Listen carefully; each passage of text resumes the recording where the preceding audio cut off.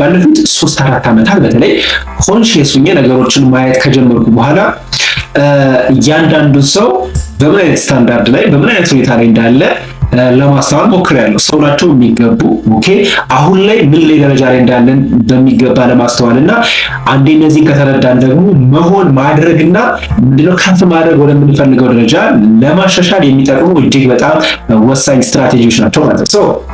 እነዚህ ነገሮች አራቱ ዌይ ኦፍ ላይፍ ተብሎ ይጠራሉ፣ ወይም የምንኖርበት ስታንዳርድ የምንኖርበት መንገድ ማለት ነው። እነዚህ ነገሮች ምንድናቸው የሚለውን ስንመለከት የመጀመሪያው ምን ተብሎ ይጠራል? ላይ ከ20ዎቹ ዕድሜ በታች ያለን ከሆነ ይህ አይነት ካይንድ ኦፍ ዌይ ኦፍ ላይፍ ነው ያለን። ምንድነው ይህንን ቀለል ባለ መንገድ ስንገልጸው that means no money plus negative mindset ተብሎ ይጠራል። ምን ማለት መሰላችሁ? አክቹዋሊ ሆነ ወይም አካውንታችን ላይ በቂ የሚባል ገንዘብ የለንም።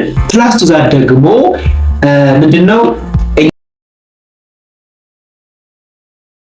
ቤተሰብ ዌልካም ባክ ቱ አናዘር ቬሪ ኤክሳይቲንግ ቪዲዮ። ዛሬ ደግሞ ሌላ በጣም አስተማሪ ጠቃሚ ህይወታችን ላይ አዲስ ነገር የሚጨምረን አንድ ቁም ነገርን ይዘንላችሁ ተከስተናል።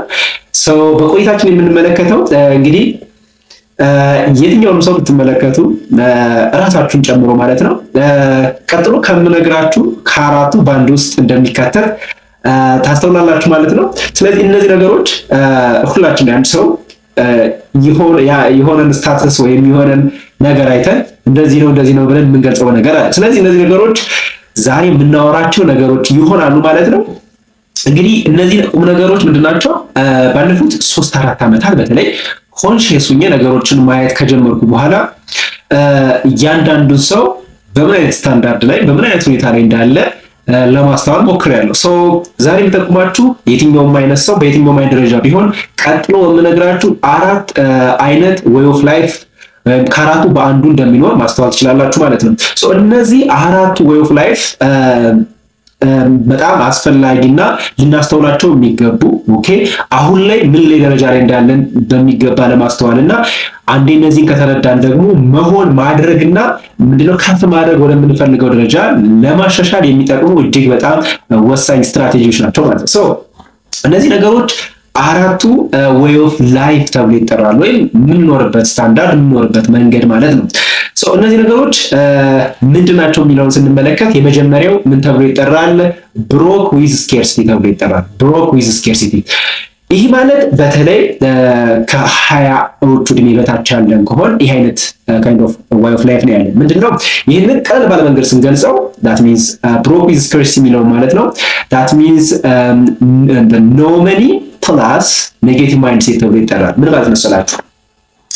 አክቹዋሊ ሆነ ወይም አካውንታችን ላይ በቂ የሚባል ገንዘብ የለንም። ፕላስ ቱ ዛት ደግሞ ምንድነው እኛ ጥሩ እንዳልሆን ለራሳችን ያለን አመለካከት ሊሆን ይችላል፣ ከኛ ውጭ ያለን ኤክስተርናል የሆነ በሪ ሊሆን ይችላል። ጥሩ እንዳልሆን አድርገን የምንወስድ ከሆነ ይሄ ብሮክ ዊዝ ስኬርሲቲ ተብሎ ይጠራል። ይሄ እጅግ በጣም አደገኛ ነው። እዚህ ደረጃ ላይ ካለ አንደኛ ፊውቸር ወይም ወደፊት ምንድነው ፖዚቲቭ በሆነ መንገድ ስለማንመለከት ምንድነው አማራጮችን ኦፖርቹኒቲዎችን ማየት አንችልም።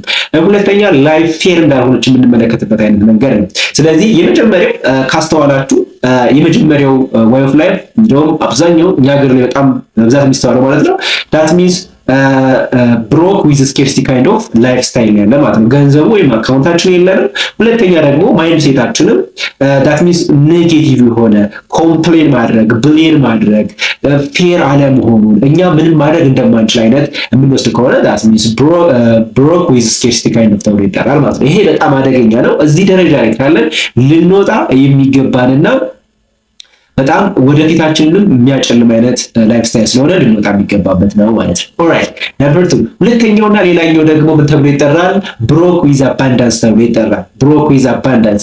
ብሮክ ዊዝ አባንዳንስ ማለት ይሄ በተለይ ከ20 እስከ 30ዎቹ ዕድሜ ያለ ብዙ ሰው የሚስተዋል ሲሆን ይሄ ማለት በፈርስት ዋን አንደኛ ኖ መኒ ገንዘቡ የለም። ሁለተኛ ደግሞ እዚህ ላይ ይገልጸዋል that means ፖዚቲቭ ማይንድ ሴት አለ።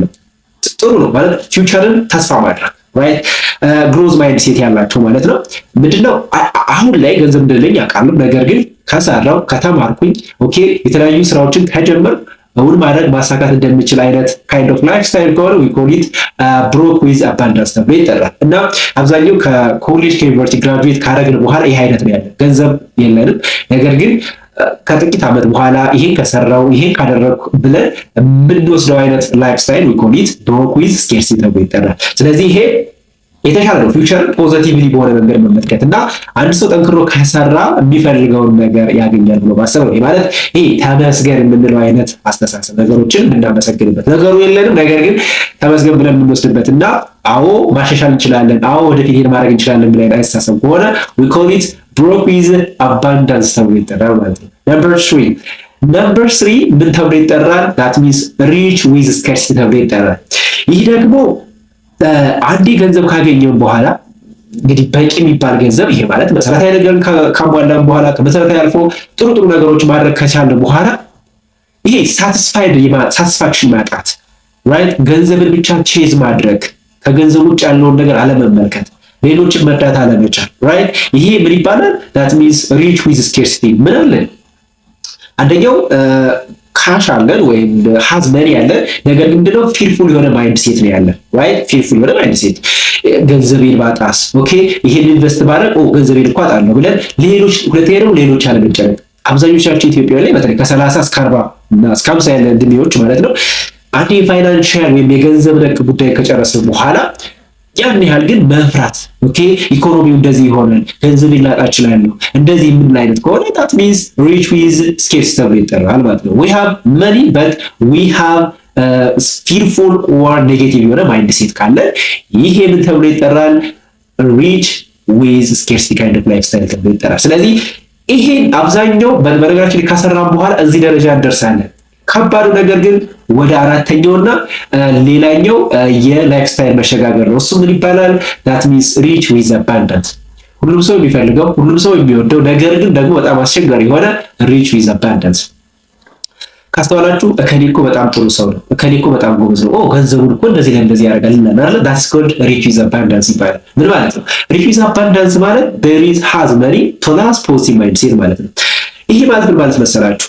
ገንዘቡን በአግባቡ የሚጠቀም፣ ሌሎች ሰዎችን መርዳት መቻል፣ ወይም ለምሳሌ እነዚህ ያንግ የሚባሉትን በደንብ መርዳትና ኮሚኒቲውን በደንብ ማገዝ፣ ያደገበትን የተወለደበትን የተሻለ እንዲሆን የትምህርት ሁኔታዎችን ማመቻቸት መቻል፣ ይሄ rich with abundance ነው ማለት። ምክንያቱም አንደኛ ገንዘብ በቂ የሚባል ገንዘብ ሰርቷል ወይም አግኝቷል፣ ሁለተኛ ደግሞ ያንን ገንዘብ ደግሞ በአግባቡ የሚጠቀምበት፣ ኦኬ በተለይ ትላልቅ ኢንቨስትመንቶች ላይ መሳተፍ፣ ቻሪቲዎች ላይ መሳተፍ፣ ኦኬ ሰዎች የተሻሉ እንዲሆኑ፣ ኦኬ መርዳት ማገዝና ገንዘብን ከገንዘብነቱ ባሻገር ሌሎችንም የማገዝና የተሻለ ነገር ማምጣት መቻል፣ ይሄ rich with abundance ነው የሚጠራው። አብዛኞቹ ጥቂት ሰዎች ናቸው ይሄ ከ1% በላይ እና አንዳንዴ ገንዘብ ኑሮ ይሄን እኮ ገንዘብ ሰርቼ ነበረ፣ የገንዘብ ጥቅም ከእንደዚህ ካልተደረገ ምንም ትርጉም የለውም የሚል አይነት አስተሳሰብ እና ይሄ ደግሞ የሚነግረን አብዛኛው እድሜያችን ከሄደ በኋላ እና ከ60ዎቹ አካባቢ በኋላ የሚመጣ ነው ማለት ነው። ስለዚህ rich with abundance በጣም ሌላኛው የላይፍ ስታይል ነው። ስለዚህ ከነዚህ ከአራቱ የትኛውንም ሰው አይነት በየትኛው ቦታ ስትንቀሳቀሱ ቤተሰቦቻችሁንም ይሁኑ ራሳችሁንም ይሁኑ ከነዚህ ከአራቱ በየትኛው ላይፍ ስታይል እየኖረ መሆኑን ማወቅ ይቻላል ማለት ነው። ስለዚህ አንዴ ለዚህ ነገር አዌር ከሆነ በየትኛው ላይፍ ስታይል እያለን አዌር ከሆነ ማሻሻል ወዴት መሄድ እንዳለብን ለማወቅ እጅግ በጣም ጠቃሚ ነው። ስለዚህ ለማስታወስ ያክል አራቱ ዌይ ኦፍ ላይፍ የሚባሉት የመጀመሪያው ብሮክ ዊዝ ስኬርሲቲ በጣም አደገኛው ማለት ነው። ሁለተኛው ደግሞ ብሮክ ዊዝ አባንዳንስ ገንዘቡ የለንም፣ ነገር ግን ደግሞ ጠንክረን ከሰራን ጠንክረን ከተማር የተለያዩ ስራዎችን ከጀመር ማሻል እንደምንችል። ነምበር 3 that means rich with scarcity ማለት ነው። ይሄ ደግሞ ገንዘቡ አለን ሀብቱ አለን፣ ነገር ግን ደግሞ ማይንድ ሴታችን ጥሩ ያልሆነ በፍራቻ የተሞላ አይነት ከሆነ ማለት ነው። ነምበር 4 ደግሞ ምን ተብሎ ይጠራል? that is called rich with abundance። rich with abundance ማለት ገንዘቡ አለን፣ ያ ገንዘቡን ደግሞ በአግባቡ ከኛ አልፎ ሌሎች እንዲጠቅሙ ማድረግ መቻል rich with abundance ተብሎ ይጠራል። ይህ የዛሬ ቆይታችን ነው። እናንተ አሁን ላይ የትኛው ላይ የዌይ ኦፍ ላይፍ ላይ ያላችሁት? ሁለተኛ ደግሞ ወደ የትኛውስ መሆን ትፈልጋላችሁ? ኮሜንታችሁን ጻፉልን። ስለዚህ እኛ ደግሞ ምላሻችሁን እንሰጣለን ማለት ነው። ወዳችሁ ፈቅዳችሁ ስላያችሁ ከልብ እናመሰግናለን። ሰብስክራይብ ያደረጋችሁ ሰብስክራይብ አድርጉልን፣ ሼር አድርጉልን። በሚቀጥለው እጅግ አስተማሪ ጠቃሚና ህይወታችን ላይ አዲስ ነገር የሚጨምር ይዘንላችሁ እንመጣለን። እግዚአብሔር ስላያችሁ እናመሰግናለን። Thank you for watching.